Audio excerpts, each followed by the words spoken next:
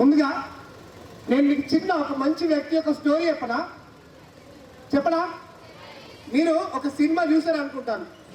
ఆ సినిమా పేరు 12th fail. చూసారా?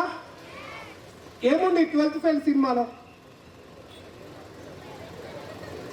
ఎవరు ఒకరు నిలబడి చెప్పండి, ఏముంది సినిమాలో? ఎవరు ఆ సినిమాలో ఉన్నది ఎవరు? రైట్, నేను మిమ్మల్ని అడుగుతున్నా, చూసారు కాబట్టి ఎవరైనా ఒకరు లేదు చెప్పండి, నో ప్రాబ్లం. మీకు కూడా మైక్ వస్తుంది మీ దగ్గరికి, నేను మిమ్మల్ని చాలాసేపు మాట్లాడించాలి. 12th ఫెయిల్ సినిమాలో ఏంటిది, దాని స్టోరీ ఏంటిది తెలీదా? ఇంకా కూడా ట్రై. మరి సినిమా నుంచి ఏం నేర్చుకున్నారండి? హీరోయిన్ బాగుంది ఆ సినిమాలో? ఆ సినిమాలో హీరోయిన్ లేదు కదా, ఒక హీరోయిన్ లాక్కెళ్తారు సినిమాలు. రైట్, చూడండి, మధ్యప్రదేశ్ రాష్ట్రంలో మీకు అవసరంలో నోట్స్ చేసుకోవచ్చు. మధ్యప్రదేశ్ రాష్ట్రంలో మెరీనా అనేటువంటి ఒక డిస్ట్రిక్ట్లో బిల్గ్రామ్ అనే ఒక విలేజ్లో ఒక ఆయన 10th క్లాస్ చాలా దారుణంగా పాస్ అయ్యాడు, అంటే తక్కువ మార్కులతో.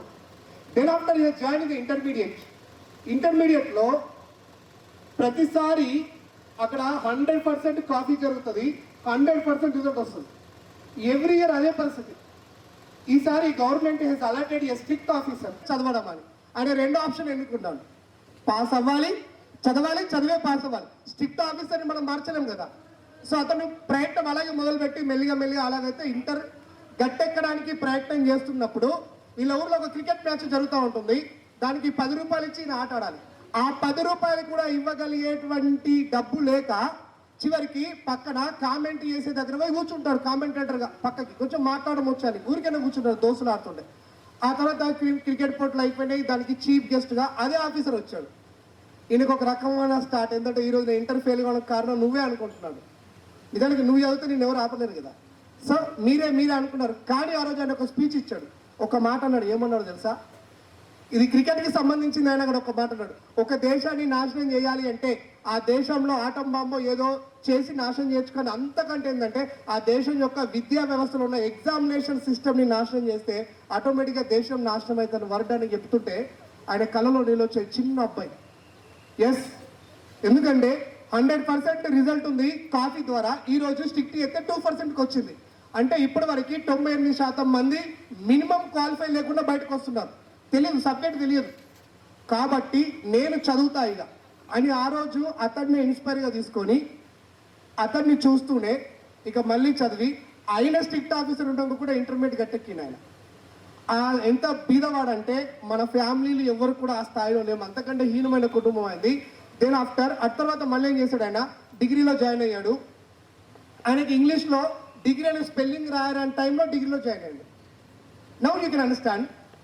అలాంటి టైంలో డిగ్రీ పూర్తి చేయడానికి వెళ్ళిన తర్వాత అప్పుడు మళ్ళీ ఆయన కాలేజ్కి ఆయన చీఫ్ గెస్ట్ వచ్చిందట, దుష్యంత్ సింగ్. ఇంకో సందర్భంలో ఆయన అప్పటికి ఐఏఎస్ కేడర్లో అంటే ఐపీఎస్ కేడర్లో ప్రమోషన్లో ఉన్నాడు. అప్పుడు నేను అడిగాడు అనమాట, ఏదో సందర్భంలో పక్కన ఉన్న సార్కి, సార్ ఆయన అంటే ఐపీఎస్ అంటే ఏంటిది? ఇండియన్ పోలీస్ సర్వీస్ అంటే ఇది కావాలంటే ఏం పరీక్షలు, దీనికి సివిల్ సర్వీసెస్ రాయాలి. సివిల్ సర్వీసెస్ అంటే ఏంటిది అని అడిగిన తర్వాత మరి ఎవరు రాయొచ్చు? డిగ్రీ చదివే పిల్లలు ఎవరైనా రాయొచ్చు, అంటే డిగ్రీ 3rd year వాళ్ళు రాయొచ్చు, కంప్లీట్ అయినాక రాయొచ్చు. నేను ఎందుకు చదవద్దు అనుకున్నాడు. అలా అనుకోని ఆయన చదవాలంటే బుక్స్ వాళ్ళు డబ్బులు లేవు. కాలేజ్లో జాయిన్ అయ్యాడు, అక్కడ కూడా ఏమీ లేదు. సో చదవాలంటే లైబ్రరీకి వెళ్ళాలి. లైబ్రరీలో టాయిలెట్స్ కడిగేటువంటి ఉద్యోగం చేస్తూ ఆయన చదవడం మొదలు పెట్టేసిండు. అంటే ఒకవైపు టాయిలెట్ కడగాలి, టైం ఉన్నప్పుడు లైబ్రరీలో బుక్స్ తీసుకొని చదవాలి. అలా చదువుతూ డిగ్రీ అయిపోయిన తర్వాత సివిల్ సర్వీసెస్ ఫస్ట్ అటెంప్ట్ చేశాడు, ఫెయిల్. సివిల్ సర్వీసెస్లో 3 లెవెల్స్ ఉంటాయి, ప్రిలిమ్స్, మెయిన్స్, ఇంటర్వ్యూ అని. అంటే సివిల్ సర్వీస్ అంటే కలెక్టర్ కావడానికి జరిగే ఎగ్జామ్. ఆ 3 సార్లు ఒకసారి ఫెయిల్ అయ్యాడు, రెండోసారి ఫెయిల్, మూడోసారి కూడా ఫెయిల్. ఒకసారి ఫిలిమ్స్ పాస్ అయ్యి మెయిన్స్కి వెళ్తే ఇంగ్లీష్ రాక ఒక చిన్న ఇంగ్లీష్ లెటర్ని తప్పు అర్థం చేసుకొని ఆయన ఒక ఆన్సర్ బాల్ ఇంకొక ఆన్సర్ రాశాడు. మీ అందరికీ తెలుసు, సినిమాలో ఉంటుంది. దేన్ని ఏమనుకుంటాడు? టీతో స్టార్ట్ అవుతుంది. అర్థం కాలే? సపోజ్ ఇప్పుడు ఇండియాలో ఉండేటువంటి ట్రాన్స్పోర్ట్ సిస్టమ్ పైన ఒక ఎస్ఏ రాయమంటే ఆయన టెక్నాలజీని అర్థం చేసుకుంటాడు, అలా అనమాట. అంటే అంత పూర్. ఇక ఆయనకు ప్రాబ్లం ఏంటంటే ఇంగ్లీష్ తెలుగులో ఆయన మాతృభాష హిందీలో కూడా స్పీడ్గా రాయడం రాదు. దానికోసం రోజు 50 పేజీల మ్యాటర్ రాయడం మొదలుపెట్టాడు. Daily 50 pages. ఇక్కడ సారు హోంవర్క్ చెప్పేవాళ్ళు లేరు, నువ్వు ఇలా చదువురని చెప్పే తండ్రి లేడు, తల్లి లేదు, ఎవరు లేదు. ఆయనకు లోపలనే కసి పుట్టింది. రోజు 50 పేజీలు రాయడం పక్కన పడాం.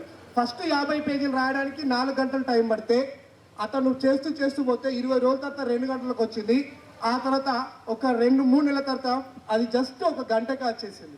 అంటే ఏం జరుగుతుంది? పని చేస్తూ పోతుంటే ఆటోమేటిక్గా మనం ఇన్వెస్ట్ చేసే టైం అనేది తగ్గుతూ ఉంటుంది, షార్ప్ అవుతుంది కదా బ్రెయిన్ స్పీడ్. అలా చేసి చివరికి అయితే ఆయన లక్ష్యంగా ఉండేటువంటి జాబ్ను సాధించాడు. అతి కష్టం మీద. ఎందుకంటే లైబ్రరీలో పనిచేస్తున్నప్పుడు లైబ్రరీలో 2000 రూపాయలు దొంగతనం చేసిరని 4 కొడితే లైబ్రరీ నుండి వెళ్ళిపోయి ఈ మన దగ్గర మిల్లులు ఉంటాయి కదా, రైస్ మిల్లులలో పని చేసుకుంటూ అక్కడ ఉండి కూడా ఆ రూమ్లో నుండి చదువుకున్నాడు ఆయన. అలా చదువుకునే లక్ష్యం ఏంటిది? ఐపీఎస్ అవ్వాలి. ఫైనల్గా అయితే ఐపీఎస్ ఆయన సాధించాడు. సాధించిన ఆయన ముంబైలో క్రైమ్ బ్యూరోలో పనిచేసి ఆ తర్వాత ఇండియాలో ఉన్న టాప్ ఐపీఎస్ ఆఫీసర్లు అక్కడ పేరు తెచ్చుకున్నాడు.